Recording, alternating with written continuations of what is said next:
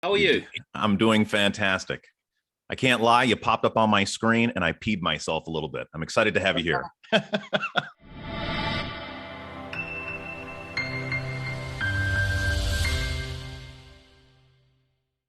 Now, some people see David as being a conspiracy theorist and dangerous. David sees himself as a conspiracy researcher speaking his truth.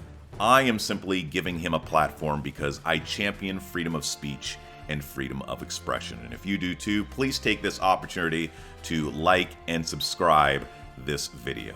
Obviously, people are free to say whatever they want to, but there's also consequence. The views of David Icke aren't necessarily the views of this podcast, as well as my sponsors. All right, got that done. So now it's time to talk with David about human consciousness and the heart, freedom of speech, freedom of expression, and decoding the man-made matrix. The cult that you'll hear about throughout this conversation would be David talking about the world's elite, the secret society, the Illuminati, those in positions of power to rule over the many. This guy has traveled all around the globe. He's world-renowned. He's written over 20 books. He's spoken in a few dozen countries, and he's been doing it for decades. This man is a machine. Okay, so let's get this podcast started as I ask David to talk to us about human consciousness and the five senses. Enjoy.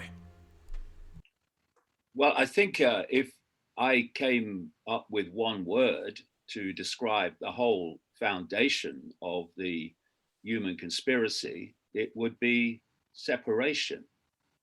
I've been writing for decades about the fact that the pillar, the foundation of human control is to isolate human perception in the five senses overwhelmingly.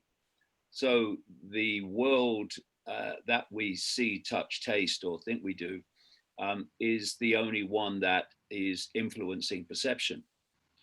But we are multi-dimensional, ultimately infinite beings.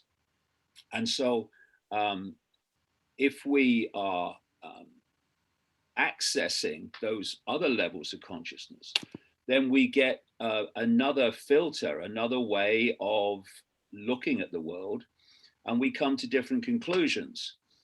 Expanded levels of consciousness see the unity of everything, the oneness of everything, how everything is connected. The five senses, by their very nature, are decoding the world as apartness, as forms that are not connected, not human forms, not any forms that are not connected. And therefore, there's just what the five senses perceive to be empty space in between everything. So the five senses see a world of everything apart from everything else. And this creates infinite potential for divide and rule and driving people apart, playing people off against each other, playing different beliefs off against each other. And it also has infinite potential for isolating people in their and limiting people in their sense of self-identity. So if you ask people what they are, nice to meet you, who are you? They'll reel off a series of labels: man, woman, place of birth, I don't know, job, sexuality, race, or religion, whatever. And what they're giving you is a series of labels, which are names for experiences. They're not telling you what they really are, which is the consciousness having the experience. And so you, if there's a few of you and you want to control billions, then you have to control the billions' perceptions, because from perceptions comes behavior. And collective behavior is what we call human society. People have responded as they have to the COVID era and all that's gone on because of their perceptions. People with an expanded perception have looked at this fake jab and said, no way. Whereas those that are stuck overwhelmingly in five sense perception have just followed along and done whatever the authorities told them. So it's a if people are talking about finding answers to all this, the foundation is to take control of our perceptions back, because we've overwhelmingly given them away. Mm-hmm. We are looking at two very different states of consciousness that see the world in very, very different ways. Mm-hmm. So you look at people who are awakening to a more expanded view of the world, a more expanded state of awareness, and they will receive information from their various sources, and they will process it, and they will make conclusions from it. Whereas those who are stuck in the five senses, stuck in the perceptual Alcatraz, their conclusions come first. If you look at it, the conclusion comes first. This is how it is. And then the information is made to fit that conclusion, not the other way around. And talking about censorship, if there's information circulating that challenges your conclusion, then you have to silence it, because your conclusion has not been formed from a process of looking at different sources of information and seeing where it was pointing. That conclusion has been made from a perception, a rigid perception.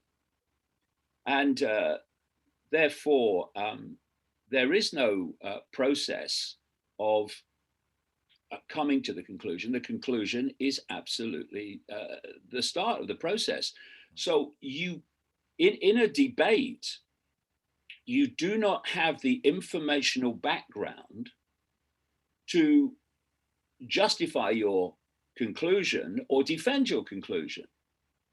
So therefore, your only way of protecting it is to censor and silence anyone who is questioning it and unraveling it. And if you play that on an individual level across the COVID era, exactly that has happened. We have the narrative coming out of what I call the global cult, which owns and indeed created the World Health Organization, its vehicle for all this. And it's a narrative that is undefendable from debate and evidence. And so what you do, because it's undefendable, and you know it's undefendable because you know you've made it up, therefore the only way of protecting it from exposure is to silence anyone exposing it. Mm-hmm. So that you see the collective and the individual expressions, right, of the same dynamic. So David, here in Canada, we've had a few lockdowns. But the one thing that I believe that these lockdowns have shown, as well as now these passports that they have that allow some people to go into some places and other people into others, would be the fact that, like, how attached people are to the externals opposed to the internals. Yeah, well, the whole of this conspiracy is founded, like I say, on separating the influence of expanded states of consciousness on the five senses, on the direct experiential interconnection or interaction between this band of frequency, that's what this world is, and the senses. And so if you want to hold people in that perceptual state, then you have to externalize everything.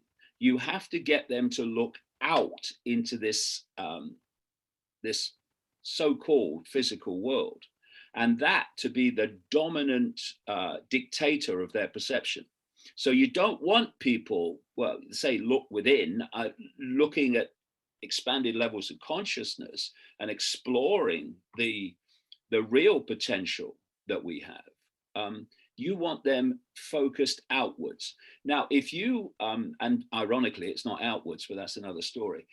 And then you look at the way that the human world is structured. You look at all the information sources. You look at all these different forms of so-called entertainment. Look at the way science promotes or projects the world, medicine, all of it. And it's all to induce and to stimulate the five senses. All of it is five sensory triggering and stimulation. And so it's a way of holding people in the illusion, because physicality, what we call materialism, is an illusion. There is no physicality. I mean, quantum physics has known this for a very long time. Everything in the end is energy, and if you keep going into even the smallest of particles, you end up with empty space, or what appears to be empty space. It's consciousness, it's energy. It's not actually a form. It's like Einstein said, matter is just energy that's been reduced to a vibration slow enough for us to perceive it as material, but it's not material. There is no material. But the idea, or the goal of this cult, is to hold people in the illusion of materialism. Now, I've said many times, we live in a world that is actually two worlds, and those two worlds are divided by knowledge, by information. So you've got the world of the population, which gets its information from the education system, which is not an education system.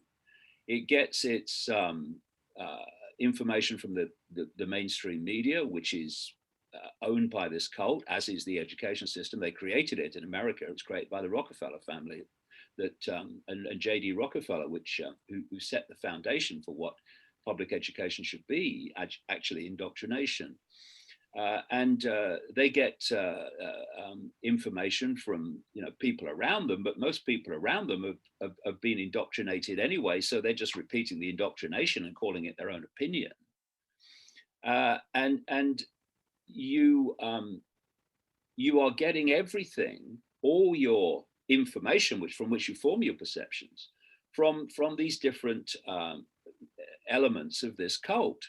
And the idea is to allow humanity in general a desperately limited access to knowledge. Give them access to knowledge that will keep them in the box, keep them in the perceptual box. And then over here, you've got the other world, and that's the world of this global cult, which is a global network of interlocking secret societies with a central mission control global leadership, which I call the spider. Now, they're secret societies for a reason. They're there to keep secrets. And secret societies, of course, are fiercely compartmentalized. So even most people in the overwhelming majority of people in the secret societies don't know the big secrets. Only the few know them in the inner core. And what are they trying to keep from the population by keeping it in-house, in secret? One, the agenda for the world, where they're taking the world. And two, the nature of reality and the nature of the true I. That's what they're doing. Because they have to do both, because if the mass of humanity knew where they were being taken, they would, well, at least a goodly number of them would say, we're not having it. But to keep them locked away in the five senses, you have to keep from them the nature of reality and the true nature of self, and the true nature of the I. And they're the two major secrets. There are others, my goodness, that they wish to keep from us. And what is happening, and what has happened over this period of, well, I've been doing this now for 31 years, and it was a very lonely place for a very long time. But now there's more and more people that are putting out this information, or elements of it. And what it's had the effect of doing is to take knowledge that the secret societies have held, the cult global network has held, and make it available to more and more people who choose to look at it. Mm. And in that way, more and more people have opened their minds to a different world, and in many cases, a different identity of self. And the last thing that this cult wants is that information circulating. Right. Now, David, one of the quotes that I got from you was, "Love is the absence of fear." And I think that is absolutely beautiful. And I know that you speak of plenty in regards from living from the heart. And there's so many people out there that are lost, to where maybe you can share some of that with the listener in regards to having that guidance to get through these tough times. Yeah, well, I say that love is the absence of fear, and I say that evil is the absence of love. Mm-hmm. And this cult is evil. We can see its nature in the COVID era alone, as it's come more and more on public display. So it's evil because it has an absence of love. And if you have an absence of love, then basically there are no limits to what you will do, because without access to love, which includes things like empathy and compassion and things like that, there are no emotional consequences for you, no matter how horrific you behave. So you look at your Faucis, and you look at your Gateses and your Klaus Schwabs, and you're looking at the absence of love, the complete absence of love. Just look in their eyes. There's nothing there. There's no one home. It's almost technological when you look in their eyes. And if you fall into these very low, dense frequencies in which evil operates, then evil can connect with you. It can make a frequency connection with you because you've fallen into its frequency layer, and it can influence your behavior. I'm seeing more and more of this as I look around the world now, as people fall into this, deeply into this frequency, which is founded on a 4-letter word called fear. And the way out of that predicament is a raising of frequency, so that you're not able to be connected with, locked into, attached to this this evil. You look around the various cultures of the world, ancient cultures, religions, Native Americans as well.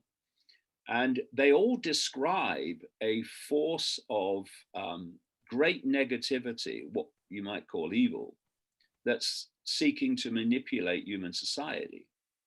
The Cree tribal group in America call it Wetiko. Christians call it demons or the devil.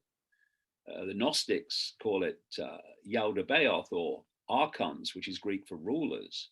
And you go into these other various cultures, and you find they use different names. Of course they do. That's what's thrown the historians and the anthropologists off. Or what's this force? They call it this, and so they believe in this. Well, actually, just put aside the names and look at how this force is described, and you'll realize they're all talking about the same thing. They just get called it different names because, of course, why wouldn't they? They're in different parts of the world and different cultures. And the antidote to all of this, on every level, is opening the heart. I don't mean opening the physical heart, obviously. I mean opening the heart vortex in the center of the chest, one of these vortices within the human energetic field. Because the heart, this is why, the physical heart has become associated with love. It's just lost meaning. It's the spiritual heart, the vortex heart, that is the origin of the symbolism of the heart and love. And when you open this is what takes you out there. And when you open this, your frequency immediately starts to rise. If you've got an open heart, then Watiko, I'll call it Watiko, cannot attach to you because you're on completely different wavelengths. The other thing about opening your heart is you start to connect with higher levels of awareness and frequency, consciousness, which allows you to get insights into things. And what we get through that connection is what we call intuition. Intuition comes from here. Anyone that gets an intuitive knowing knows it comes from here. This is where it comes from. You think here and you feel with your emotions down here, the low vibrational ones anyway. But here is where you get intuition. And you see the body language where people say, I'm thinking. But then they say, I know, I just know. Because that's where it's coming from. And what the head does, and the two are supposed to work together, but the whole idea of the cult, not least through fear, freezing people with fear, which is the low vibrational state. So it pulls people into greater density in terms of their consciousness, their energetic field. But if you get pulled out of the heart, then the head and the belly, the emotions and the thought processes, start being the dominant formations or formers of perception. So I'll give you an example. I got this enormously strong intuitive knowing just after the turn of the millennium that we live in some sort of simulation and a trap, a perceptual trap, and that the walls, the outer walls of at least the physical level, so-called physical level of the simulation, is the speed of light, which is not the fastest speed possible at all. It's nonsense. And with speed of light, that I got that very strongly. The speed of light is basically the outer walls of this quote matrix simulation, and it came here, and I went with it, and then the names, the dates, the places started to follow on. At that time when I got this, there was only one guy I found who didn't see it quite like me anyway, but at least he was exploring the idea that we live in a simulation, and it was a guy from Oxford University called Nick Bostrom. But as the years have passed, more and more mainstream scientists have started to conclude that actually we do live in a simulation, because the mysteries of physics and the mysteries of the way things operate and the limits of things, the apparent limits of things, fit a simulation. And there have been studies on it that have concluded, well, it does look like we live in a simulation. And then I think it was about last May, I saw Scientific American. And there was an article in there by someone with lots of qualifications. I left school at 15, never took an exam in my life, a major exam in my life. I left school at 15 to play football, soccer. This article was headed, we live in a simulation, and basically the outer limit of it is the speed of light. And so how do I get that intuitively just after the turn of the millennium? Out of nowhere. And then science follows on. How does that happen? Mm-hmm. Because one comes from out there as a knowing, and another one comes from a process of thought, which is much slower, of course, reaching conclusions. And we have the ability to use both, which is what I do with my research. I don't have an intuitive knowing and then just say, this is how it is. Mm-hmm. I might say, this is how I feel it is at the moment, but I want the names, dates, places, evidence to support it. But what I'm saying is the intuitive knowing comes before the names, dates, places, not the other way around.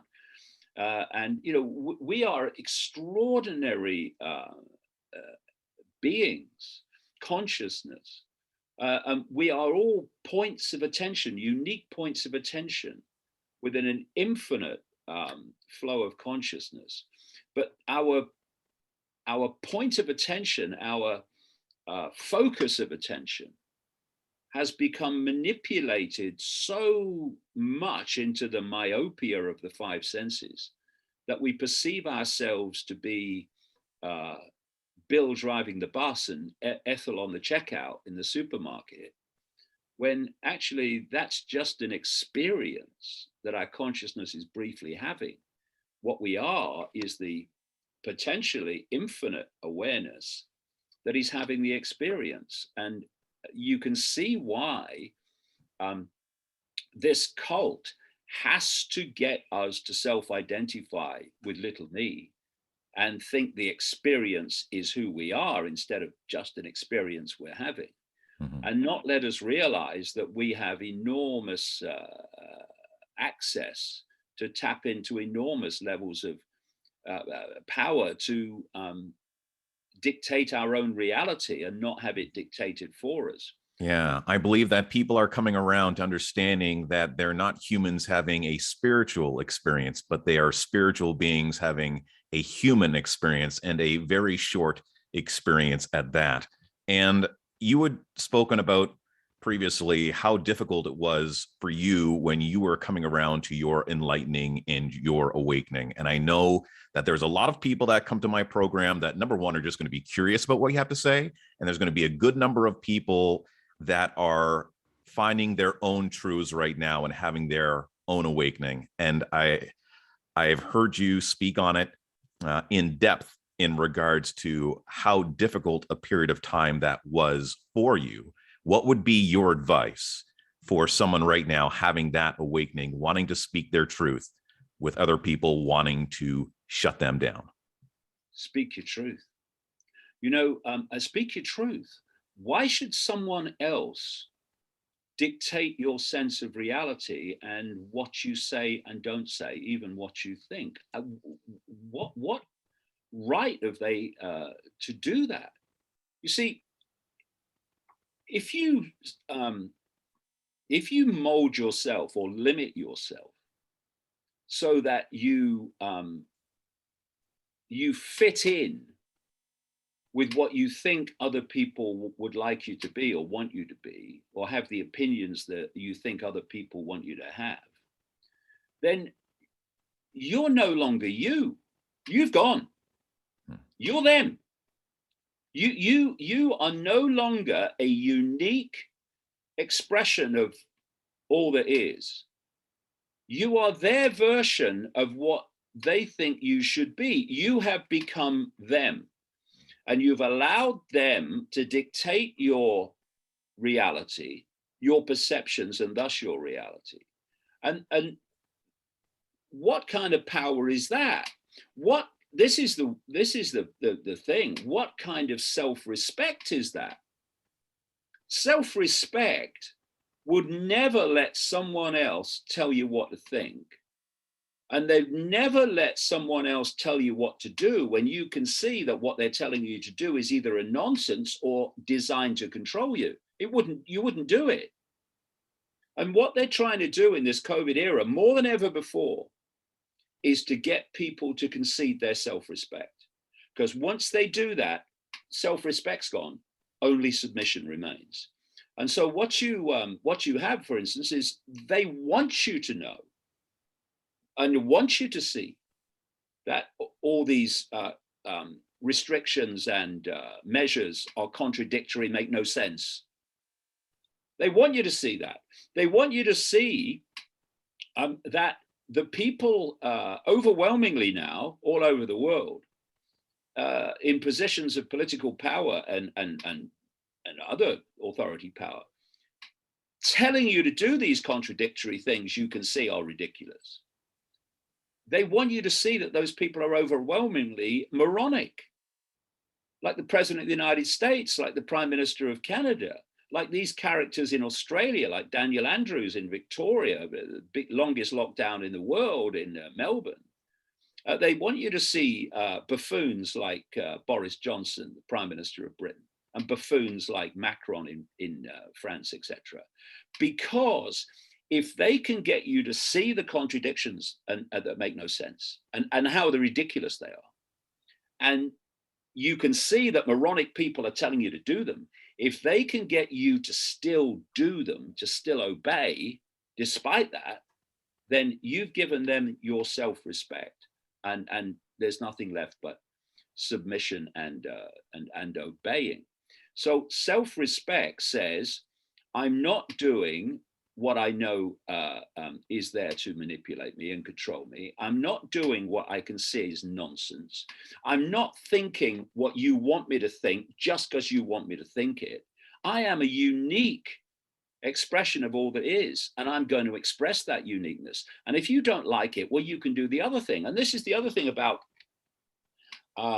when people hurl abuse at you or ridicule at you, and you say, I'm upset, that's hurt me, I'm offended. Well, you've actually said exactly the situation. I'm offended. I'm hurt. And what I mean by that is you've made the decision to receive that in a way that hurts you and offends you. Now, I don't know what it's like to be offended. I don't.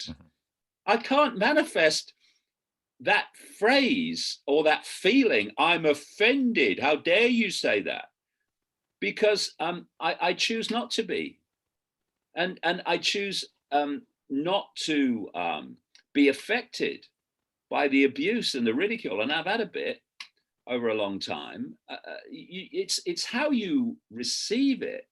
You know, oh, abuse, you're this, you're that, you're there, yeah, okay, well, thanks for sharing that with me. Have a nice day. Gone.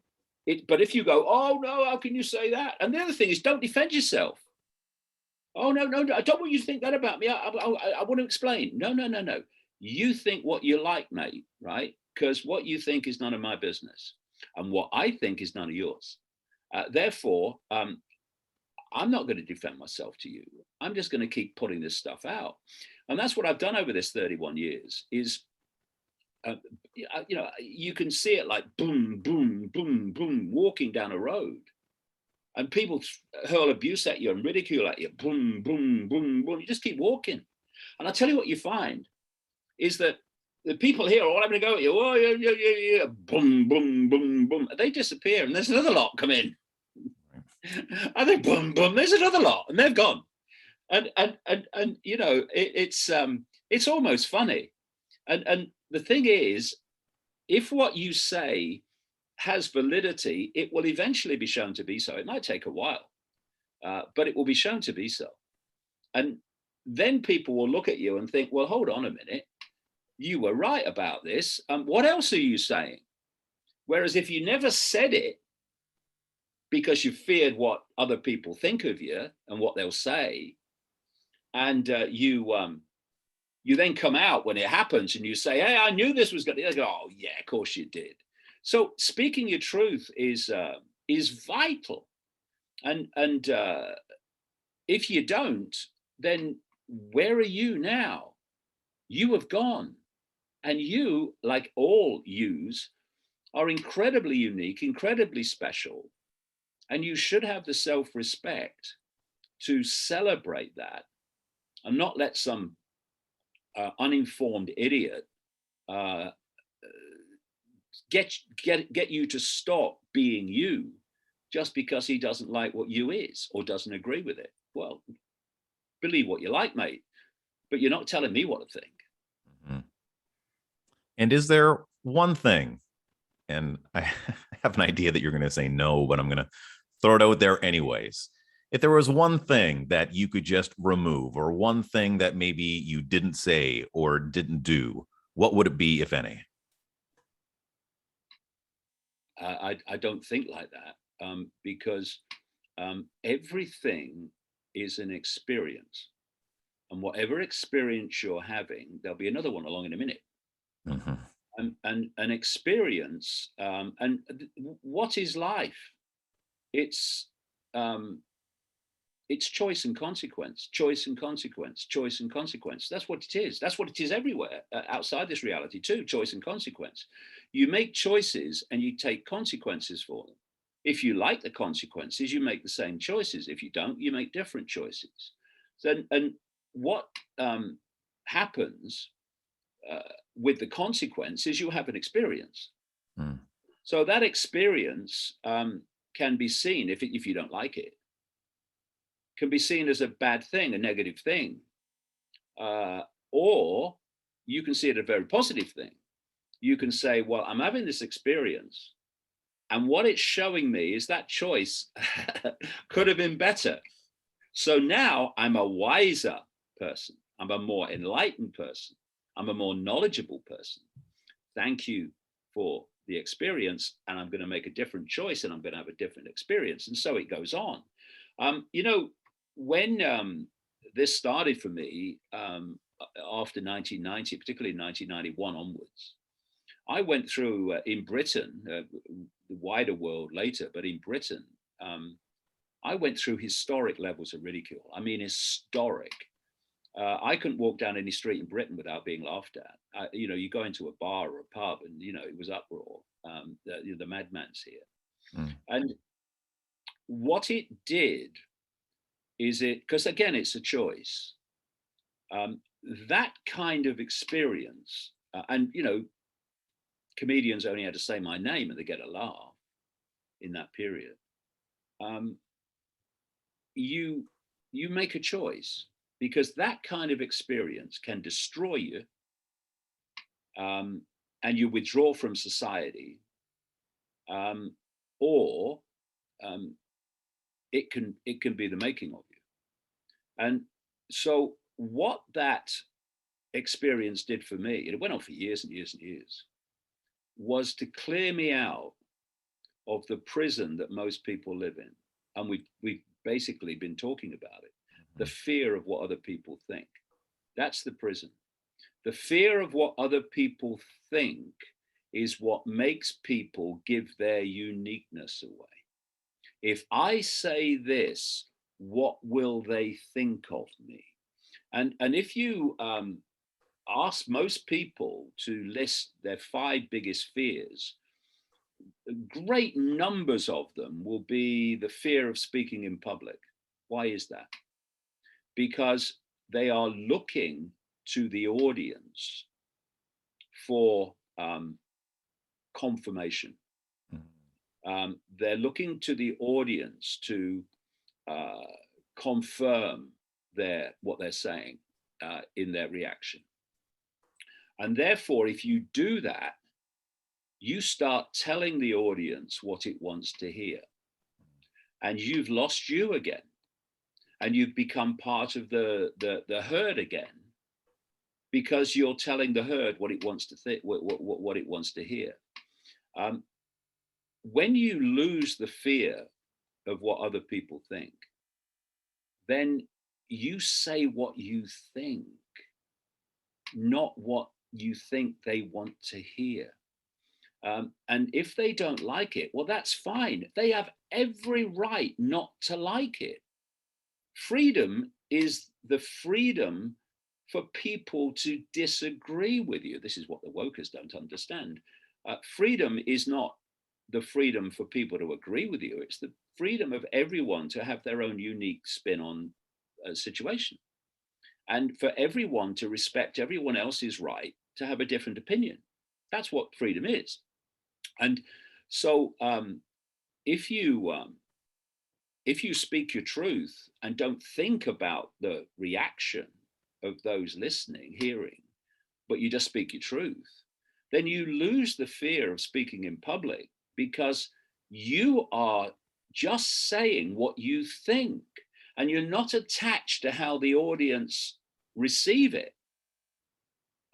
Therefore, the audience is no longer in control of you and your emotions, and you're generating fear of how will they receive it, because you're not bothered how they receive it, because it's none of your business how they receive it. It's theirs.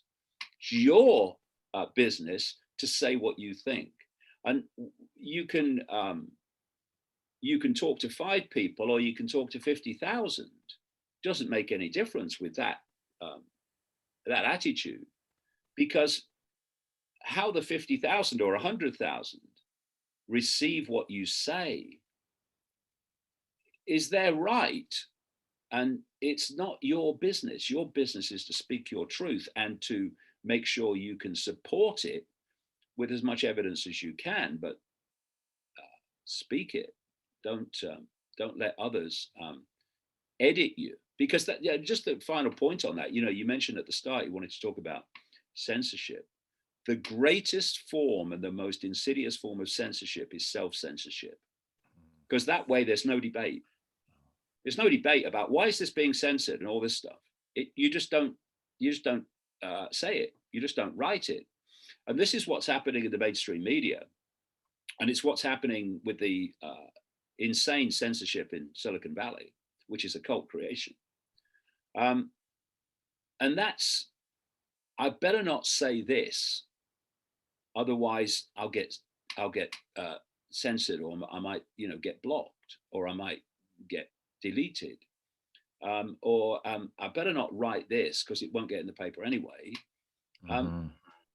I knew in the spring of 2020 that what I was going to say in some high-profile interviews that were live on YouTube, but the early ones were anyway,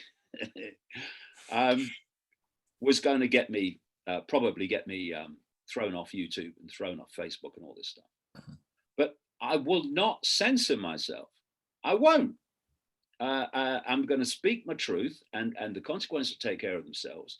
And what happens, what you find is that you find ways around it. I mean, my videos don't get the numbers they would on YouTube, okay, but they get massive numbers on alternative sites, on alternative platforms. I mean, 500,000, 600,000, 400,000 is quite regular, depending on the nature of the subject. And so you find ways around it, but what you don't do is stop speaking your truth, because that is a very that's a very dangerous road. Well, I won't say this because then I might not get censored and the censorship increases. Okay, well, I won't say this, and then I might not get censored, and eventually you're not saying anything worth hearing, because and the censorship happens anyway. I've known I know alternative organizations, alternative websites that post on, run things on YouTube, or did, and they were censoring themselves to get on YouTube. And I thought, well, you can do that. You can not say what you know to be the truth, so they won't censor you. But the censorship's just going to catch up with you, and even though you've not said what you the whole of what you think, you're going to get censored anyway at some point. And those platforms have been censored, even though they've tried so hard to please YouTube or not upset them. Because I said a long time ago, must be 15, 20 years ago, that the plan was to create a situation where no one ever hears or sees anything that the system, ultimately the cult, doesn't want you to see and hear. And so the censorship was always going to go on getting more and more fierce and extreme. And what we need to do, and it's happened, is to say, okay, we're going to find a way around it. And so the YouTube censorship has spawned a lot of other platforms, video platforms. There are other social media platforms that have emerged because of the censorship of Twitter and Facebook. And they'll go on going after them. Of course they will. But that's what we have to keep doing. They censor here, we find another way. Because giving up is the option most of all that guarantees tyranny. Giving up. Mm-hmm. I will not give up. I will not give up. And that, my friend, was David Icke. What an experience. A lot of interesting perspectives, and I'd be very interested in finding out yours. Put them in the comments below if you have not subscribed as of yet. Please do, as this is a platform for freedom of speech and expression, and I'd love to continue to do so, and each and every one of those subs most definitely helps. Thank you so much for having it locked to the podcast. You take care, be well, and love simply because you can.